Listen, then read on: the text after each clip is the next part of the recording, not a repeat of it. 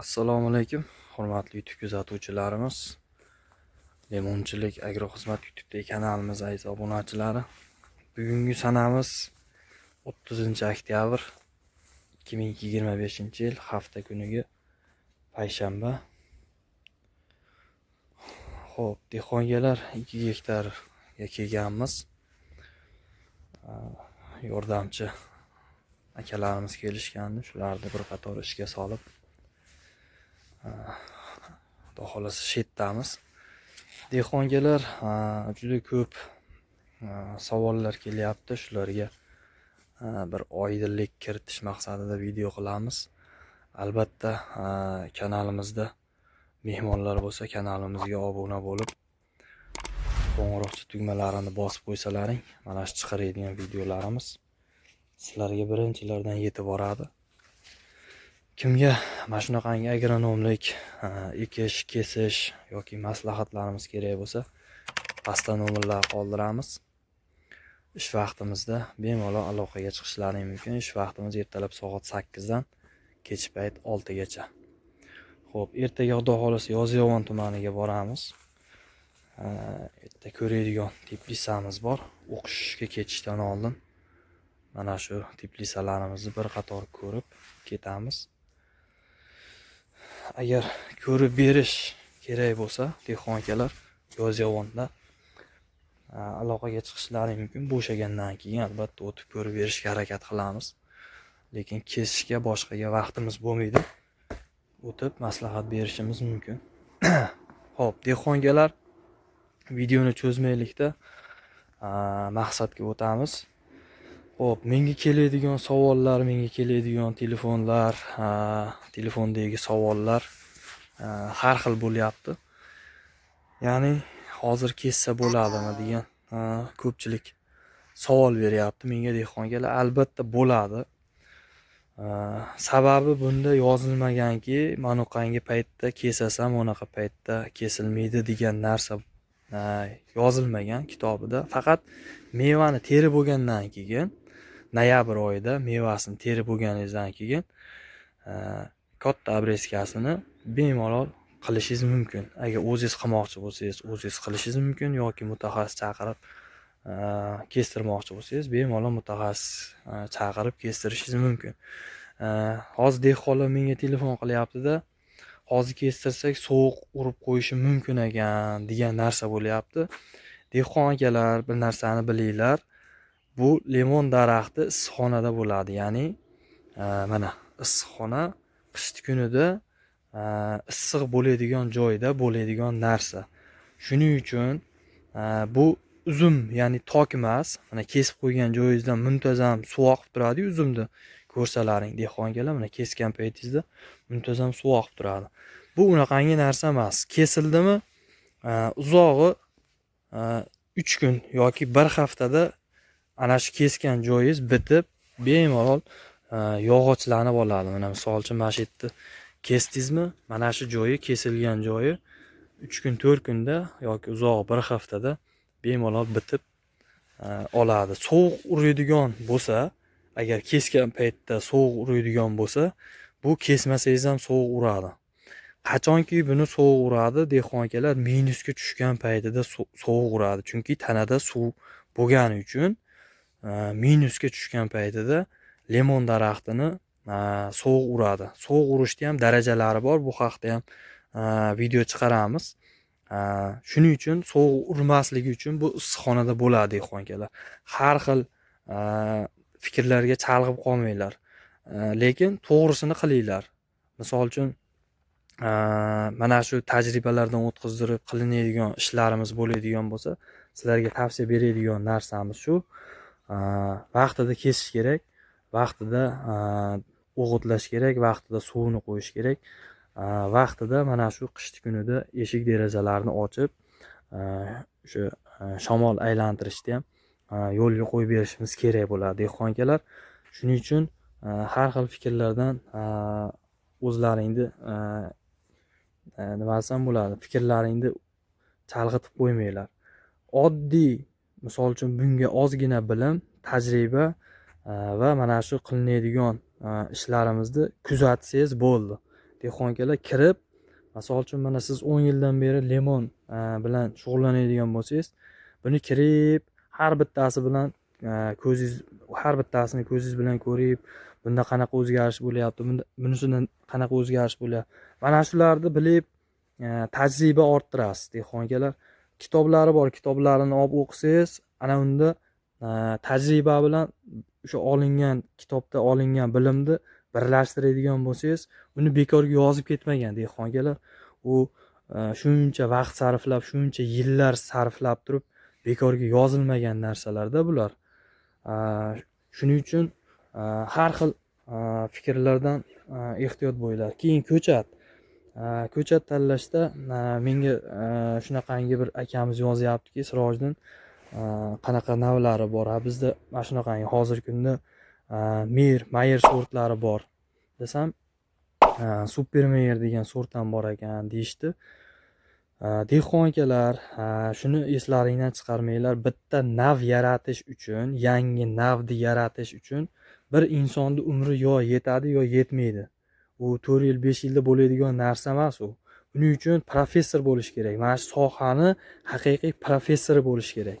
O'qigan, izlangan, bilimli bir anaqa bo'lish kerak. Agar haqiqatan yangi nav yaratadigan bo'lsa, mana biz yoshligimizda biologiyadan o'tganmizmi, adashmasam, shu o'simlik shunoslik degan dars bo'lardi. O'sha Rizamat ota degan uzum nav yaratilgan. Bu bitta uzumni navini yaratish uchun u insonni qancha yili sarf qilingan. Bu 3 yil, 4 yil yoki 5 yilda bo'lib qoladigan narsa emas. Shuning uchun buni nimaga aytib ketyapman? Dehqonkalar, misol uchun mana shu ko'chat 20 ming, 25 ming bo'ladigan bo'lsa, sizga buni Super Mayer deb 75 ming, 80 mingga o'tkazyapti. U narsa noto'g'ri narsa. Men isbotlab qo'yaman, telefon qilsa, aynan o'sha Super Mayer degan sortini qayerdan olyapti, kimdan olyapti, shu Namanganda, Norinda akalarimiz bor.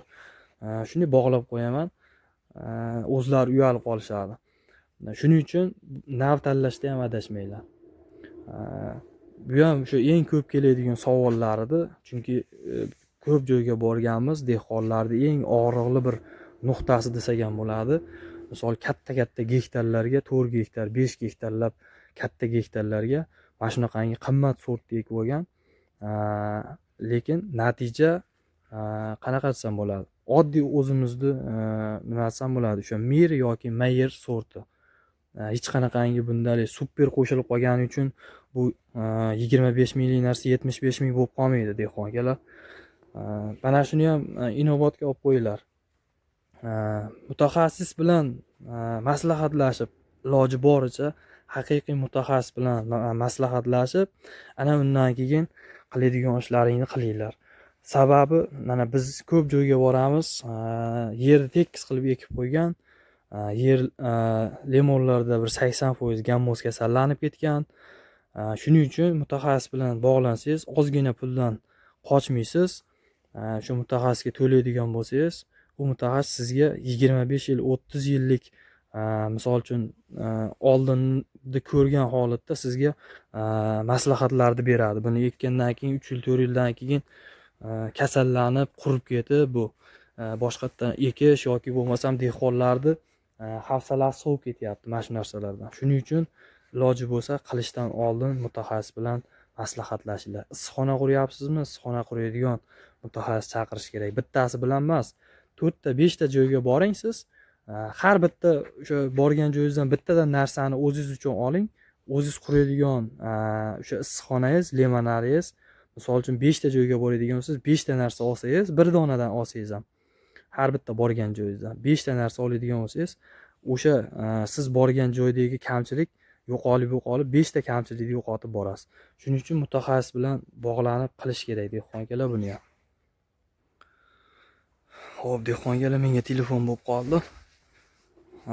Mana shunaqa dehqonkalar, agar mana bu gaplarimiz kimlarnidir qalbiga, diliga qattiq botadigan bo'lsa, dehqonkalar, achchiq gapiryapmiz, sababi biz o'zimiz ham dehqon odammiz.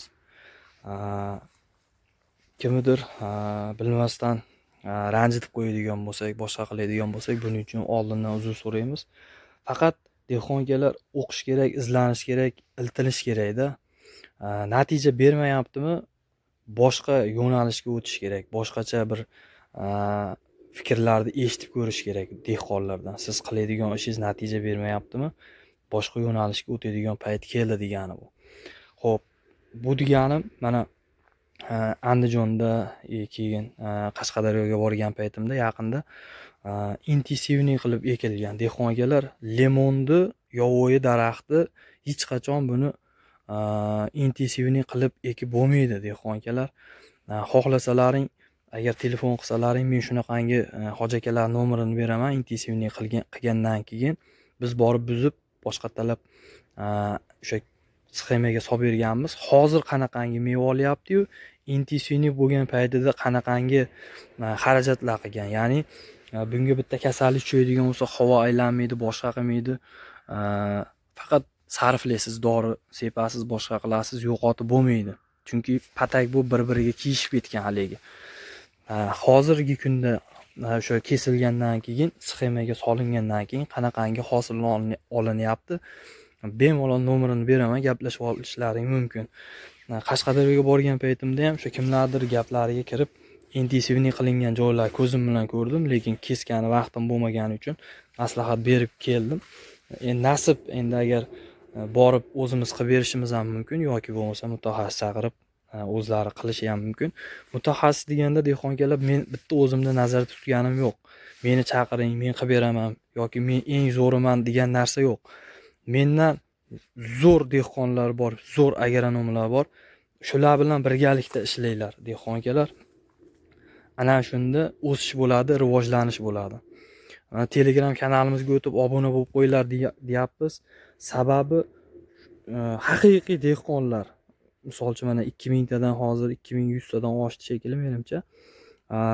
Haqiqiy dehqonlar mana tajriba qilib o'qib o'rganib qiladigan dehqonlar kirib maslahatlar so'rasalaring beradi, yoki biz o'sha adminlarimiz bor, oliy ma'lumotli o'sha agronomlar bilan birgalikda sizlarga javob beramiz dehqon akalar. Mana shu intensivniy qilingan narsa ham bu noto'g'ri narsa. Intensivniy qilish uchun dehqon akalar maxsus navlar bor, maxsus. Lekin limonda yo'q u narsa. Bu yovvoyi daraxt. Buni hech qachon siz agar zo'r mutaxassis bo'lmaydigan bo'lsangiz, buni shablonga qila olmaysiz.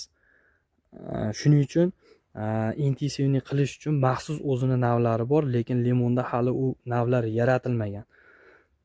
Agar yaratganda mana Xitoyga borgan, mana Shokir akalar borgan, boshqa xitoyliklar intensivniy qilib hozir misol zo'r hosillarni olib mana videolar chiqib ketgan bo'lardi.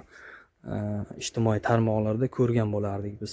Lekin misol uchun men ko'rganman, olmada bor, nokda bor, yana qanaqadir mevalarda intensivniy qilib yetishtiradigan maxsus navlari bor. Lekin limonda yo'q dehqon akalar. Bunga ham aldanib qolmanglar. Ko'pchilikni anaqasini buzib qo'yapti-kan, intensivniy qilish kerak, yerdan yaxshi foydalanish kerak, boshqa. Bu narsalar ham agar siz haqiqiy zo'r mutaxassis bo'lmaydigan bo'lsangiz, qiynalib qolasiz. Bu bir-biriga kirib patak bo'lib ketadi. Hasharotlar zo'r tushadi. Meva shamol aylanish yaxshi bo'lmagani hisobiga meva yaxshi bo'lmaydi. Siz o'zingiz yurib bemalol ishlayolmaysiz. Erta chopishga, dorilashga, umuman yurib bo'lmaydigan joylarni biz ko'rganmiz. Xohlasalaring telefon qilsalaring, men nomerimni beraman. Bemalol shu hoji akalar bilan o'zlaring gaplashib olishlaring mumkin. Xo'p, dehqon akalar, mana shu kimlardir qalbiga qattiq gapirib ozor berib qo'ygan bo'lsak, uzr so'raymiz. Lekin dehqonlarni eng haligi nima desam bo'ladi, yuragidan o'tib ketgan mavzularni iloji boricha yozishga harakat qildim. Sababi eng ko'p kelgan savollar, biz borgan paytimizda kimlardir gaplariga kirib mana shunaqangi qimmat sortlarni ekib qo'yib, hozir natija ololmaydiganlar yoki bo'lmasa shu intensivniy qilib qo'yganlar yoki bo'lmasa ekish sxemalarida adashgan dehqon akalar, qurish, issiqxona qurishda xato qilingan joylarni ko'ryapmiz borib. Shuning uchun aytyapmiz dehqon akalar, chiqib olib o'zini maqtayapti demanglar. Meni chaqirmanglar. Meni ishim o'zi zo'r yetadi, Xudoga shukr. Natijalarni ko'rsatyapmiz, Allohga shukr. Misol uchun mana kommentariyada ham yozib ketishlari mumkin ko'rgandan keyin yoki Telegram kanalimizga o'tib ko'radigan bo'lsalaring, mana bizni yo'nalishimizda yurib dehqonlar qanchasi bizga rahmat aytyapti. Bizga misol uchun haligi pul tomondan, boshqa tomondan ularda bir anaqamiz yo'q. Misol uchun pulga maslahat berib yo boshqa qiladigan joyimiz yo'q. Telegramda shu biz aytgan narsalarni vaqtida qilyapti, o'zlari mehnatini qilyapti. Ana shunga yarasha natijasini olyapti dehqon akalar. Xo'p, yana telefon bo'lib qoldi. Hozir jonli efir qilamiz. Xudo xolasa bu videomizni montaj qilib kechqurunga tashlaymiz. Dehqon akalar bizni kuzatishda davom etinglar. Sizlar uchun qiziqarli va yangi ma'lumotlarni berishda davom etamiz. Kanalimizga obuna bo'lib, qo'ng'iroqcha tugmani bosib qo'ysalar, chiqaradigan videolarimiz sizlarga birinchilardan yetib boradi. Sog' bo'linglar, salomat bo'linglar.